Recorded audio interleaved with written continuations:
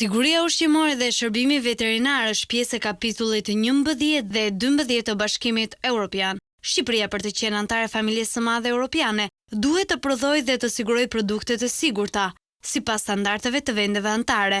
Dhe kjo si fillim bëhet duke parafruar ligjet për shëndetin e kafshëve dhe bimëve.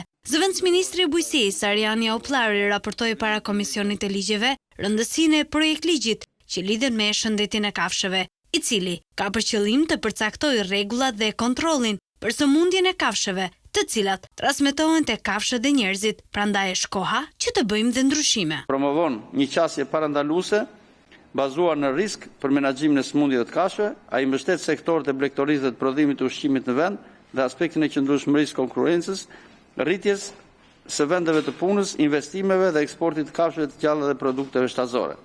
Ky ligj do të jetë një bazë e fortë ku do të mbështetemi në procesin e negociatave në kuadër të procesit të aderimit për sa i përket kapitullit 12. Por duket se këto ndryshime ligjore vendosen në vështirësi edhe vetë relatorin. Përforcimi i sistemit të survejancës epidemiologjike dhe gjurmëshmërisë së kafshëve dhe produkteve me origjinë shtazore. Për anëtarët opozitar të komisionit, këto ligje janë të parëndësishme para shëndetit të njerëzve. Mirë bëjmë që interesohemi për kafshë, por në radh parë duhet interesohemi për njerëzit. Njerëzit në Shqipëri për shëndetin e njerëzve. Njerëzit në Shqipëri vdesin për shkak të pamundësisë për të marrë shërbimin shëndetësor. Ligji për shëndetin e kafshëve dhe të bimëve ka për qëllim jo vetëm garantimin e cilësisë së prodhimit, por edhe mbrojtjen e mjedisit. Në mungesë të anëtarëve të komisionit, ligji do të kalojë për votim në seancën e radhës.